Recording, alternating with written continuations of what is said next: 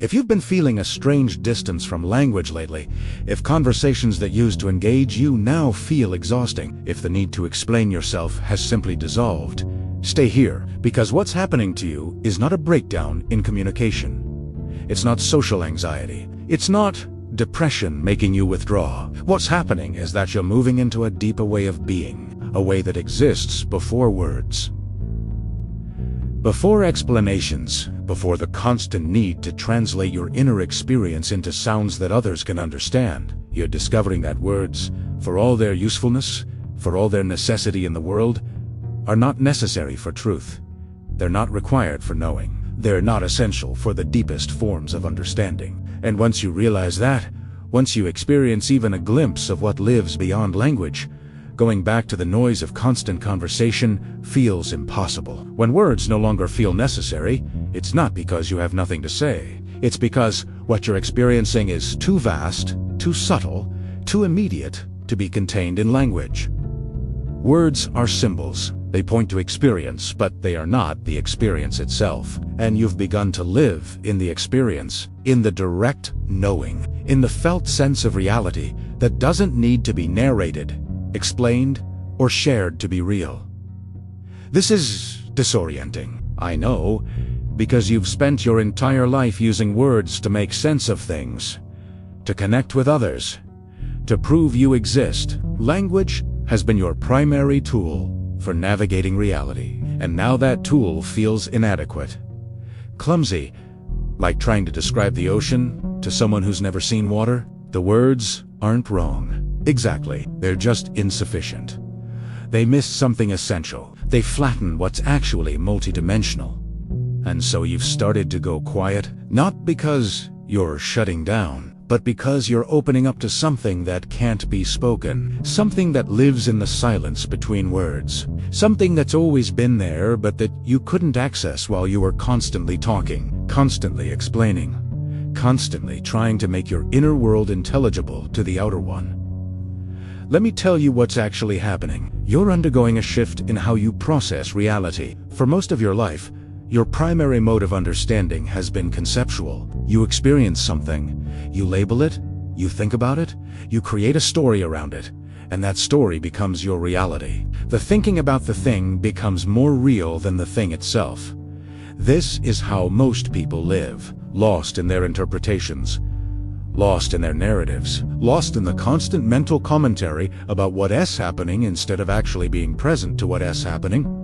But something has shifted in you, maybe gradually, maybe suddenly. But you've begun to notice the gap between the experience and the explanation, between what's actually happening and what you're telling yourself about what's happening. And once you notice that gap, once you see that your thoughts about reality are not reality itself, you can't unsee it. And this changes everything. Because if your thoughts aren't reality, then you don't need to believe them. If your explanations aren't truth, then you don't need to defend them. If your words are just approximations, just fingers pointing at the moon, then you don't need to cling to them as if they're the moon itself. This is liberation. But it's also terrifying. Because if words aren't truth, if language isn't reality, then what is?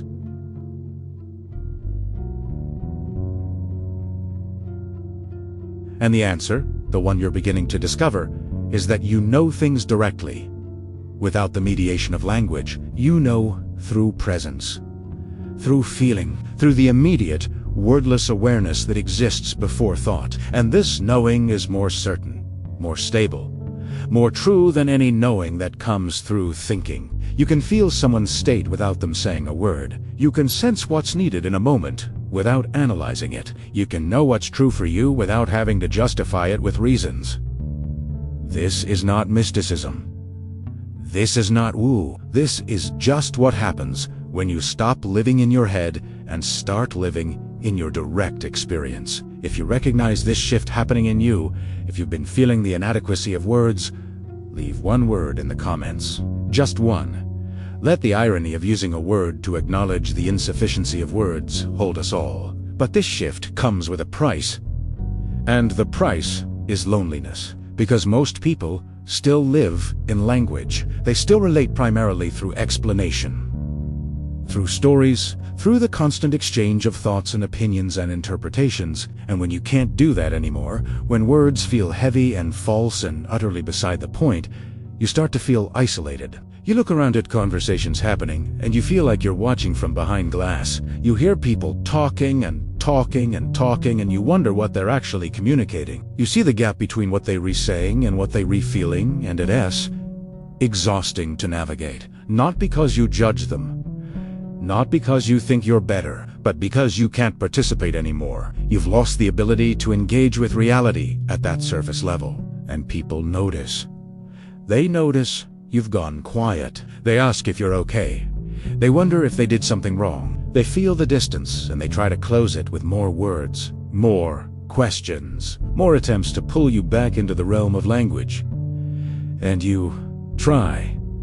You try to explain what's happening. You tried to put into words this wordless shift, but everything you say sounds vague, abstract, unconvincing. Because how do you explain that you're not depressed? You're just done with pretending the conversation touches what's real. How do you tell someone that you don't have less to say? You've just discovered that saying things doesn't actually convey what matters. You can't. Not really. And so you stop trying. You let people think what they think. You accept the loneliness as the price of living in truth. You choose the silence over the exhaustion of translating yourself into a language that can't hold what you're re-experiencing. And in that silence, you discover something unexpected. You're not alone. Not really, because in the space beyond words, in the realm of direct knowing, there's a presence. Always. Constant. Holding everything. And this presence doesn't need you to explain yourself. It doesn't need you to make sense. It knows you without words, loves you without conditions, meets you in the silence, and says, "Yes, I see you. You're not crazy.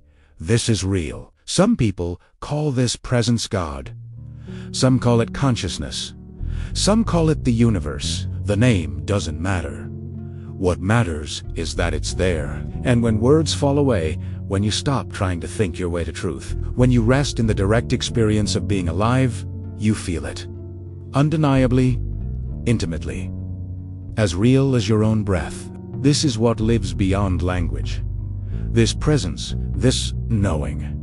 This love that doesn't need to be spoken to be felt. And once you've experienced it, once you've rested in it, going back to the world of constant chatter feels like settling for crumbs when you've tasted the feast. But you do have to go back, at least sometimes, because you live in a world that operates through language. You have responsibilities, relationships, interactions that require words. And so you learn to code switch, to move between the wordless and the worded, to speak when speaking is necessary, but to not mistake the speaking for the truth. This is a skill, this moving between silence and speech, between the depth and the surface, between the truth that can be spoken and the approximations that allow you to function in the world, and it's a skill you're learning right now. Not because you chose to learn it, but because life is teaching you. Because you're being initiated into a way of being that most people never access. And part of that initiation is learning what can be said and what can't. What deserves words and what is diminished by them. What needs to be shared and what needs to be held in silence. Because not everything is meant to be communicated. Not everything is meant to be understood by others. Some experiences are so intimate, so personal, so sacred that speaking them would be a violation. You're learning to honor that, to protect what's precious by not exposing it to the violence of explanation, to keep sacred what the world would reduce to concept, to let some things remain mystery instead of forcing them into the too small container of language. And this is hard for people to understand. They think you're being withholding, secretive, distant. They want access to your inner world. They feel entitled to know what you're thinking, what you're feeling, what you're experiencing. And when you don't offer that access, when you keep some things to yourself, they feel rejected. But you're not rejecting them. You're just recognizing that intimacy is not the same as exposure. That connection doesn't require constant verbal exchange. That you can be close to someone without explaining everything. That some of the deepest sharing happens in silence. In presence. In presence, in the wordless recognition of one being seeing another. Subscribe to this channel if you need reminders that your silence is not emptiness, that your quietness is not absence, that when words no longer feel necessary, it's not because you're shutting down, but because you're opening up to something deeper. Let me tell you what you discover when you live beyond language for a while. You discover that most communication is not actually communication. It's performance. It's people saying what they think they should say, presenting the version of themselves they want others to see, using words to create an impression rather than to convey truth. And you can feel it now.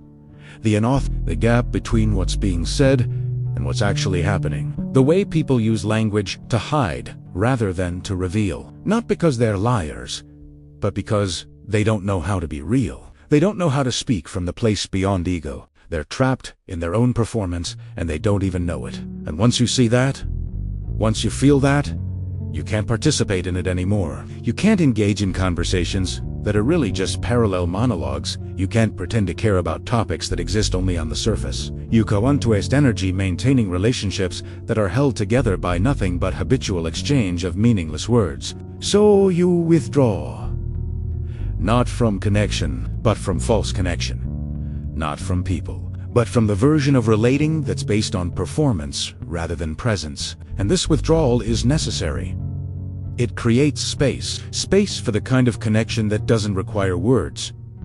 The kind that happens soul to soul, the kind that's based on recognition rather than explanation. And you start to notice who can meet you there, in the silence, in the depth, without needing you to fill the space with chatter. Without needing you to make them comfortable with constant verbal reassurance, without needing you to be anything other than present. These people are rare, but they're out there, and when you find them, when you recognize each other in the wordless space, it's profound, because you don't have to explain yourself. You don't have to justify your silence. You don't have to translate your experience into language. You can just be together. In the quiet. And that being together is more intimate than 1,000 conversations. This is what you're being guided toward. This kind of connection. This depth of relating, but you can't get there while you're still trying to live in language. You have to let words fall away first. You have to discover what exists without them. You have to learn to trust the wordless knowing. And that's what's happening now. That's what this phase is about. You're being stripped of your reliance on language. Not forever, but for now, for as long as it takes to remember that you knew things before you learned to speak, that you connected before you learned to explain, that you loved before you learned to say, I love you. When words no longer feel necessary, it's because you're remembering. You're returning to a more primary way of being, a way that every child knows before they're taught to live in their heads, a way that every mystic discovers when they go deep enough into silence, a way that has always been available but that you could not access while you were drowning in noise. Let me tell you what else happens when you stop relying on words. You start to hear things you couldn't hear before, not audible things, but subtle things. The quality of silence in a room, the unspoken emotion in someone's energy, the truth beneath the surface of what's being said. You become sensitive to what's not being spoken. And often, what's not being spoken is more true than what is. You can feel when someone says, I'm fine, but they're not. You can sense when someone's words don't match their energy. You can detect a lie not because they're lying to you, but because they're lying to themselves. And this sensitivity is both a gift and a burden. Because once you can feel truth, you can't unfeel it. Once you know what's real,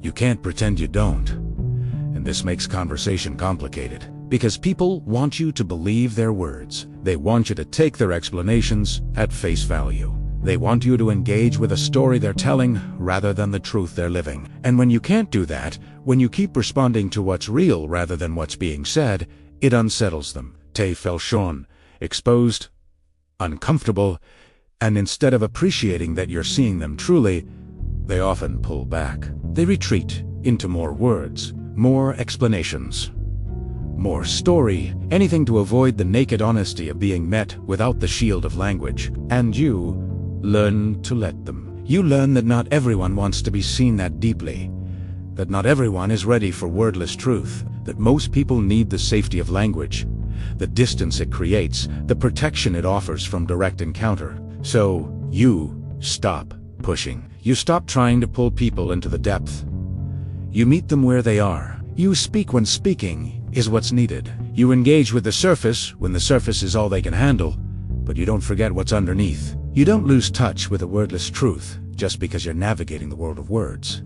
When words no longer feel necessary, you also discover something about your own inner life. You discover that most of your thinking is unnecessary, that the constant mental commentary, the endless interpretation, the habitual narration of your experience, none of it is required. You can experience life directly without thinking about it. You can be present without narrating your presence. You can feel without labeling your feelings. And when you stop narrating, when you let the mental chatter quiet down, you discover a spaciousness in your own mind, a silence that's not empty but full. Full of awareness, full of presence, full of a clarity that can't exist when you're constantly thinking. This inner silence is revolutionary because it means you're no longer at the mercy of your thoughts. You're no longer identified with the voice in your head. You recognize that voice as just one channel, one stream of information, not the totality of who you are. And once you recognize that, once you see that you are the awareness that witnesses thoughts rather than the thoughts themselves, you're free. Free to choose which thoughts to engage with and which to let pass. Free to question interpretations instead of believing them automatically. Free to rest in not knowing instead of constantly trying to figure everything out. Free to be present instead of constantly thinking about being present. This is what spiritual traditions mean when they talk about liberation. This is what meditation points toward. This is what happens when you go beyond language, beyond thought, beyond the conceptual mind, and rest in pure awareness. And from this place, from this inner silence, words become optional. You use them when they're useful, when they serve connection, when they create clarity, but you're no longer enslaved to them. You're no longer compulsively explaining, justifying, narrating. You're comfortable with silence, with mystery, with the vast not knowing that's actually more honest than any certainty. People will ask you what you're thinking, and often the truthful answer is nothing. Not nothing in the sense of blankness or vacancy, but nothing in the sense that you're not thinking, you're just being. You're present to the moment without mental commentary about the moment. And when you say nothing, they don't understand. They think you're hiding something, or that you're not engaged, or that something is wrong. But nothing is wrong. You've just discovered that being doesn't require thinking, that presence doesn't require narration, that life can be lived directly, immediately, without the filter of constant mental processing. Before we close, I want to acknowledge what you might be afraid of. You might be afraid that if you fully embrace this wordless way of being, you'll lose your ability to function in the world. You'll become so detached from language that you won't be able to work, communicate, maintain relationships. You'll become one of those people who is so deep in their own inner world that they navigate the practical demands of life. But that's not what happens. What happens is that you become more functional, not less, because you're no longer wasting energy on unnecessary words. You're no longer exhausting yourself with constant explanation. You're no longer trapped in your own thinking. You speak when speaking serves. You're silent when silence serves. And you know the difference. You become more present in conversations because you're actually listening instead of preparing your response. You become more effective in your work because you're responding to what is needed instead of what you think should be needed. You become more authentic in relationships because you're being real instead of performing. When words no longer feel necessary, you don't lose your capacity for language. You gain mastery over it. You use it skillfully instead of compulsively. And that mastery, that skillful use, that conscious choice about when to speak and when to remain silent, that's wisdom. Leave one word below. One word that represents what you've discovered in the silence. One word that points to what can't be spoken but that you know anyway. We've reached the end of our time together. But the silence continues. The wordless knowing continues. The direct experience of reality continues. And you can return to it anytime. Not by thinking about it, not by talking about it, but by simply being quiet, by letting words fall away, by resting in the awareness that exists before language. When words no longer feel necessary, honor that. Don't force yourself to speak just to make others comfortable. Don't fill the silence with noise just because silence feels vulnerable. Don't translate your experience into language if language diminishes it. Trust that your silence is eloquent, that your presence speaks, that your being communicates more than your words ever could. Trust that the people who need to understand will understand, and the people who don't won't. And that's okay. You're not obligated to explain yourself to everyone. You're not required to make your inner experience accessible to those who have undone the work to access their own. You're allowed to protect what's sacred by keeping it silent. You're allowed to honor what's true by not reducing it to concept. This room remains open. This space remains available, not to explain the wordless, but to honor it, not to speak the unspeakable, but to acknowledge that it exists, not to fill the silence, but to rest in it together. When words no longer feel necessary, you're not losing something, you're gaining everything. You're gaining direct access to reality. You're gaining freedom from the prison of thought. You're gaining the ability to be present instead of constantly narrating. You're gaining intimacy with what's real instead of relationship with what's merely conceptual. And yes, it's lonely sometimes. Yes, people don't understand. Yes, you feel the distance between you and those who still live primarily in language, but you also feel the connection to something vast, something true, something that holds you in the wordless space and whispers without words that you are known, you are seen, you are loved. That presence is always there, in the silence, in the space between words, in the moment before speaking. It's there, in the pause, in the breath, in the gap between thoughts, and it's more intimate, more constant, more real than any connection you could create through language. When words no longer feel necessary, you're not moving away from connection. You're moving toward the deepest connection there is, the wordless recognition of being to being, of soul to soul, of the eternal in you, meeting the eternal in everything else. This is not isolation. This is communion. Not the kind that happens through speech, the kind that happens through presence, through silence, through the willingness to meet in the space beyond language where everything true has always lived. This room doesn't close. The silence doesn't end, and neither does the truth that words can only point to but can never capture. Be still, be quiet, be here.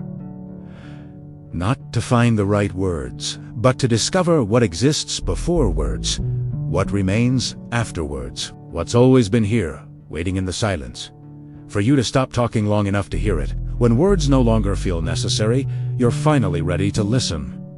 To the truth that can't be spoken, to the knowing that predates language, to the love that exists before naming. Welcome to the wordless. Welcome to the silence. Welcome, Om.